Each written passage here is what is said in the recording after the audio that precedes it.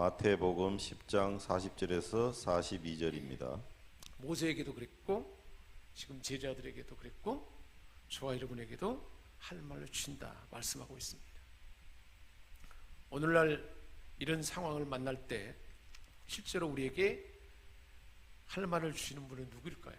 오늘날은 성령의 시대잖아요.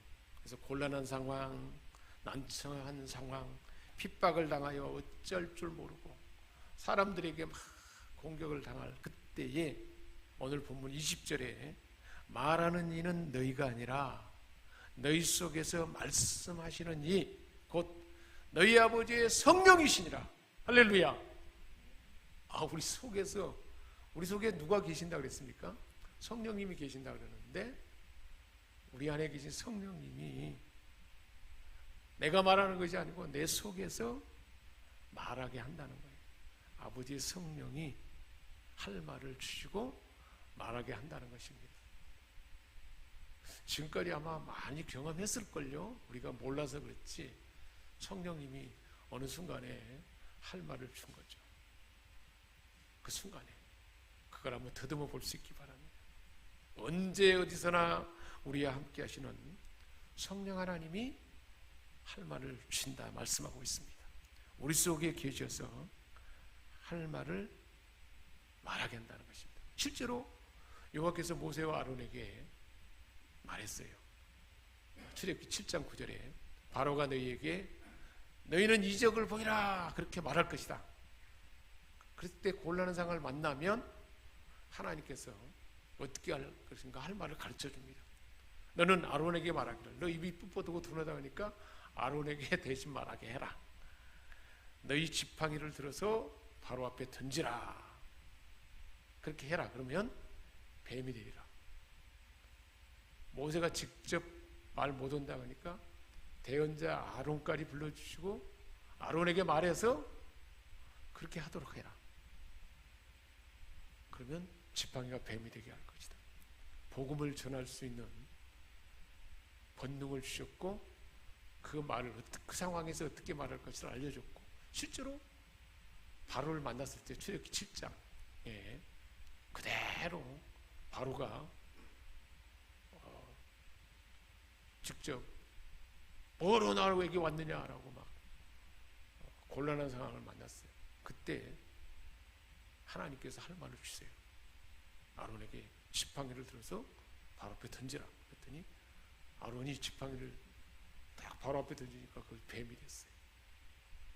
바로 그거 깜짝 놀랐죠. 그 순간에 할 말을 10가지 재앙을 행할 때 그대로 그 곤란한 상황에 하나님이 정확하게 할 말을 주십니다. 복음을 전할 수 있는 권능을 준다는 것이고 우리가 하나님의 뜻을 행할 때 곤란한 환경을 만났을 때 우리 하나님은 권능을 주는데 병을 고치고 사람들을 치유하고 사람들에게 격려하고 위로를 주고 소망을 주고 또 고질병까지 고칠 수 있게 귀신도 쫓아낼 수 있는 권능을 거저 주셔서 거저 주게 하고 그리고 그럴 때 곤란한 상황을 만나면 할 말을 주시는 것을 경험하게 한다는 거예요. 대단한 결과를 경험하게 합니다. 그래서 누가복음 10장 17절에 보니까 70인이 예수님이 이제 12제자뿐만 아니라 70명의 제자들도 그렇게 보냈어요. 귀신도 쫓아내고 막 병 고치도록 그렇게 훈련시킨 다음에 파송했는데 70인이 돌아와서 예수님에게 보고해요. 주여, 주의 이름으로 우리가 주님이 주신 권세대로 했더니 귀신들도 우리에게 항복하더이다 했어요. 12제자뿐만 아니에요. 70명도 그렇게 했어요. 그러니까 저와 여러분에게도 그런 권세와 능력을 준 줄 믿습니다. 그때 예수님이 뭐라 하냐면 내가 너희에게 뱀과 정갈을 밟으며 원수의 모든 능력을 제할 권능을 주었다. 야, 귀신이 항복하는 것이 그렇게 기쁘냐? 너희 이름이 하늘나라에 기록되었고 너는 영원히 사는 영생을 얻게 했고 하나님의 상속자가 되었다. 하나님 나를 대신하는 대행자가 되어야 합니다. 이것으로 기뻐라는 거예요. 귀신 떠나간 거 그건 뭐 별거 아니라는 거예요. 다 나타날 수 있는 너무 당연한 것이라고 말씀하고 있습니다. 그렇게 해서 그렇게 우리가 그런 예수를 영접하고 믿음으로 거저받은 것을 거저주고 그리고 그 본능을 행함으로 곤란한 상황을 만났을 때 할 말도 알려주고 다 하나님이 주셨잖아요. 하게 하고 나서 그렇게 해서 이룬 결과에 대해서 어떻게 하신다고 말씀한가요? 42절에 보니까 이 작은 자 중 하나에게 냉수 한 그릇이라도 주는 자는 결단코 상을 잃지 아니하리라. 그렇게 해놓고 우리가 할 수 있도록 은혜를 주시고 권세와 능력도 주시고 할 말도 주시고 나서는 그 얻은 결과에 대해서 하나님이 상을 준다는 거예요. 어떤 것까지 상을 준다는 건가요? 아주 사소해 보이는 누군가가 냉수가 물을 먹고 싶어하는 모습이 보여서 냉수 한 그릇을 떠다 줬는데 그것까지도 상을 준다는 거예요. 우리가 생각할 때는 아주 사소한 것인데 하나님의 뜻대로 행하는 그 모든 것은 상을 준다는 거예요. 누가 상을 준다고 말씀하는가요? 창조주 하나님, 못할 일이 없는 그 하나님이, 능치 못함이 없는 하나님이 저와 여러분에게 상 준다는 거예요. 얼마나 놀랍습니까? 아주 사소한 일 같지만 하나님의 뜻을 따라 행하는 그 모든 것에 하나님은 다 보시고 상을 준다는 것입니다. 우리 생명샘 찬양팀이 얼마나 찬양이 은혜스러운지 몰라요. 우리 이제 카톡에도 올리잖아요. 여러분 자주 보세요. 찬양 가운데 얼마나 은혜가 있는지 몰라요. 제가 설교도 이제 나눠서 올리는데 주일날 들어도 또 보고 그럴 때 은혜가 됩니다. 그렇게 찬양을 준비하고 하나님 앞에 막 마음을 드리는 것을 우리 하나님은 다 보신 거죠. 그것이 그냥 헛되고 다 아무것도 아닌 시간이고 아무것도 아닐까요? 천국의 상이 계속 쌓여가는 줄 믿습니다. 저와 여러분이 하나님의 뜻대로 행하는 모든 섬기면은 다 그런 상을 주십니다. 교회를 정결하게 하고 또 신발을 다 깨끗하게 정리하고 정돈하고 이렇게 마음을 쏟는 그 모든 것들 우리 하나님은 다 보신다는 거예요. 상을 준다는 것은 하나님이 기뻐한다는 거잖아요. 그 일을 기뻐한다는 거예요. 그러니까 냉수한 것이라도 그것도 상을 절대 잃지 않는다는 거예요. 하나님을 기뻐하는 기쁨이 되기 때문에 영원한 천국에서 상을 받는데 이 땅에서도 상이 주어진 거죠. 계시록 22장 12절에 말씀하셨어요. 보라, 내가 속히 올 것인데 내가 줄 상이 있다 하겠습니다. 각 사람이 그 행한 대로 갚아주리라. 우리가 행하는 것을 다 갚아준다는 거예요. 우리 일생의 삶 가운데 수많은 시간들이 있지만 하나님의 상이 되는 시간들은 어떤 시간들일까요, 여러분? 우리는 어떻게 보면 하나님의 뜻에 순종해서 시간을 드리는 것이 규칙적으로 주기적으로 드리는 것이 내 시간에 다른 시간을 할 일도 많은데 시간을 쪼개가지고 막 그 마음을 드린다는 것은 쉬운 일이 아니에요. 우리 눈에 보이는 것 때문에 그것이 더 많이 가정일이나 많이 있는데 하나님을 향한 그 떼어놓은 시간을 계속 규칙적으로 드린다는 것은 쉬운 일이 아닙니다. 근데 그것들이 다 우리 인생의 어떤 시간보다 가장 값진 시간이라는 것입니다. 그래서 하나님이 주신 그 은혜의 방편들이 다 그래요. 주일에 이렇게 하나님 앞에 예배 드릴 때 우리가 예배 가운데 하나님을 높이고 하나님 앞에 마음을 드리는 이 모든 것도 다 하나님은 다 보시는 거죠. 하나님 기쁨이 되면 상이 되지 않겠습니까? 얼마나 소중한지 몰라요. 우리의 수많은 시간 가운데 가장 값진 시간은 하나님과 함께하는 시간이고 하나님의 뜻을 행하는 그런 시간인 줄 믿습니다. 반드시 상을 준다고 그랬습니다. 그런데 이 상이 하나님의 뜻을 행하는 사람만이 아니라고 말씀하세요. 어떤 사람에게도 상을 준다고 말씀하는가요? 41절에 보니까 선지자의 이름으로 선지자를 영접하는 자는 선지자의 상을 받을 것이요 그랬습니다. 아니, 선지자의 이름으로 선지자를 영접한다는 말은 어떤 말일까요? 우리가 하나님의 뜻을 행하기 위해서 보냄받았을 때 보냄받은 자는 그 보냄받은 자를 하나님은 선지자로 여겨준다는 것입니다. 왜냐하면 예수님 대신 보냄받았잖아요. 선교사가 지금 선교사로 파송이 돼 있잖아요. 하나님 파송했는데 선교사에게 우리가 선교사를 돕기 위해서 선교 헌금을 올려드리고 그들을 위해서 기도하면 그 선교사들에게 준 상을 누구에게 준다는 거예요? 그들에게 그들을 섬기는 사람에게도 준다는 것입니다. 이것이 바로 선지자가 받을 상을 그 선지자를 영접하면 그 상을 받게 된다는 것입니다. 복음을 전하는 나를 통해서 선한 영향력이 나타납니다. 어떻게 나타나는가요? 예수님이 하시는 그 권능이 나타나요. 다른 사람을 치유하게 하기도 하고 다른 사람을 소망을 갖기도 하고 아주 낙심하고 좌절에 빠진 사람에게 격려를 주고 이런 일을 우리로 하여금 하게 하는데 내가 그렇게 하도록 그 현장에 갔는데 그런 나를 그대로 받아들이고 그대로 나를 선지자로 영접한 그 사람에게는 그 선지자와 같은 똑같은 하나님 보낸 바와 같은 그 상을 그대로 준다는 것입니다. 엘리야를 도운 사르밧 가보는 엘리야를 선지자로 받아들였죠. 큰 기근 중에서도 식량이 떨어지지 않았어요. 계속 선지자를 영접함으로 거기에 대한 상을 받았습니다. 더 나아가서 죽은 아들을 살림받는 축복을 얻기도 했습니다. 열왕기상 17장에 나와 있습니다. 그 엘리야의 제자 엘리사를 도운 수넴 여인도 아들을 얻는 축복을 받았고요. 근데 그 아들이 다시 죽어버렸어요. 근데 다시 살림받는 축복을 얻었어요. 선지자를 영접함으로. 그래서 41절에 말씀하고 있어요.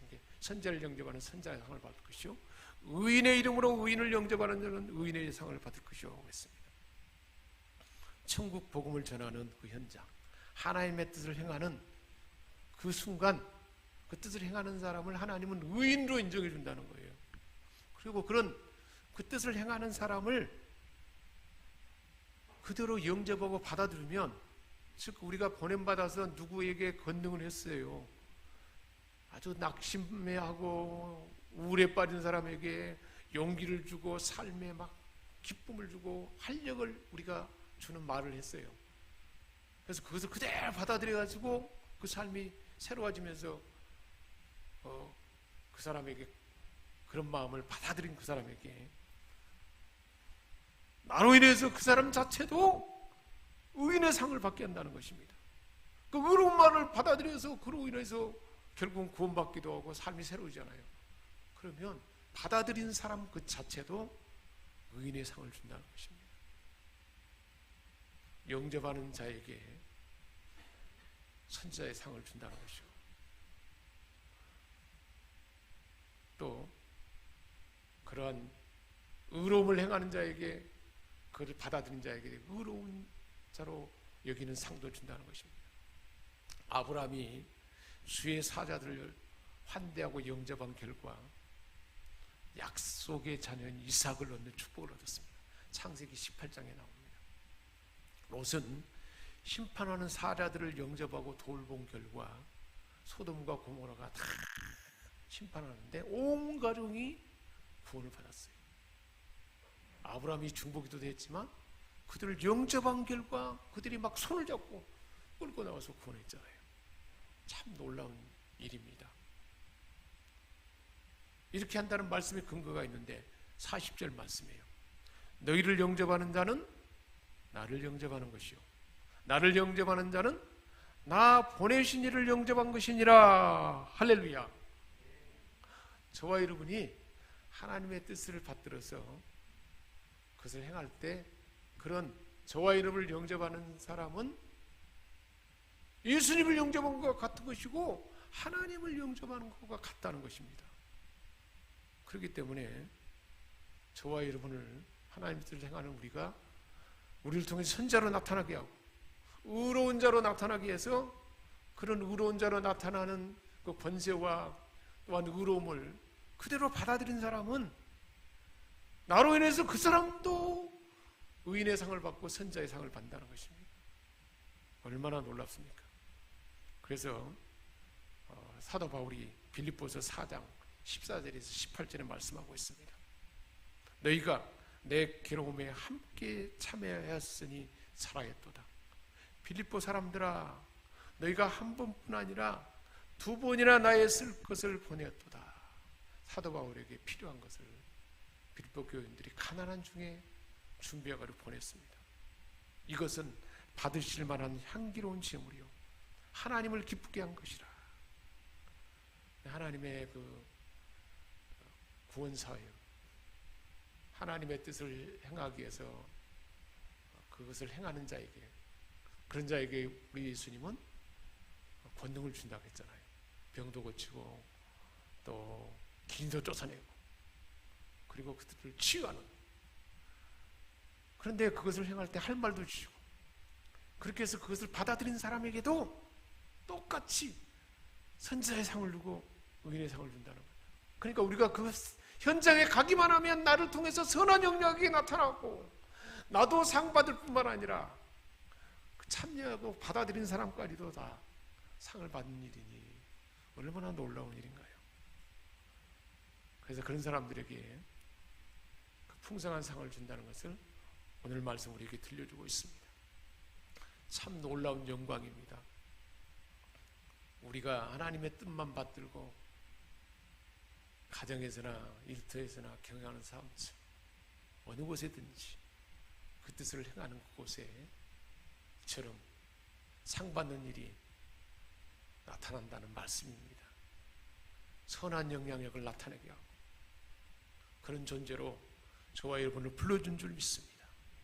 천국에서도 영원한 상을 받습니다. 이 땅에서도 하나님의 기쁨이 되어서 풍성한 대로 우리의 쓸 것을 채워준다고 말씀하고 있습니다. 사랑하는 여러분, 이런 복된 일에 얼마나 열정을 품고 있습니까? 앞으로 어떻게 하면 좋겠습니까? 뜻을 정하여 이 복된 일에 최선을 다해서 달려가는 여러분 되시기를 주님의 이름으로 축복합니다. 오늘 새벽의 말씀이 우리 하나님께서 예비하는 곳에는 그 공동체 안에 형제가 연합하여 모인 그곳에는 아론이 대제사장으로 이임식을 할 때 간유 성령의 기름 부음이 머리에서부터 쫙 수염으로 온몸에 적셔진다고 했어요. 우리가 모인 예배하는 이곳에는 하나님의 은혜의 성령의 기름 부음이 쫙 적셔진다는 거예요. 헐몬산에서 이슬이 내려가지고 그 이슬이 산에서부터 온 중통으로부터 온 예루살렘 전체까지 쫙 적셔져서 하나님의 복이 시온 안에 가득하다 그랬습니다. 우리가 예배드리는 이곳에 그 은혜가 우리에게 적셔져서 주님이 주신 권세와 능력이 우리의 삶의 현장에 그대로 나타나서 우리의 삶 가운데 날마다 풍성한 상을 받고 그리고 나로 인한 선한 영향력이 나타나서 그것을 받아들이고 그 가운데 치유도 경험하고 또한 회복도 경험하고 또한 구원도 경험하는 그들에게 그 상이 번져가는 그 놀라운 은혜가 저 여러분에게 주어진 줄 믿습니다. 오늘 주신 말씀을 낭독하고 말씀을 마치겠습니다. 너희를 영접하는 자는 나를 영접하는 것이요 나를 영접하는 자는 나 보내신 이를 영접하는 것이니라. 선지자의 이름으로 선지자를 영접하는 자는 선지자의 상을 받을 것이요 의인의 이름으로 의인을 영접하는 자는 의인의 상을 받을 것이요 또 누구든지 제자의 이름으로 이 작은 자 중 하나에게 냉수 한 그릇이라도 주는 자는 내가 진실로 너에게 이르노니 그 사람이 결탄코 상을 잃지 아니하리라 하시니라. 할렐루야. 기도하겠습니다.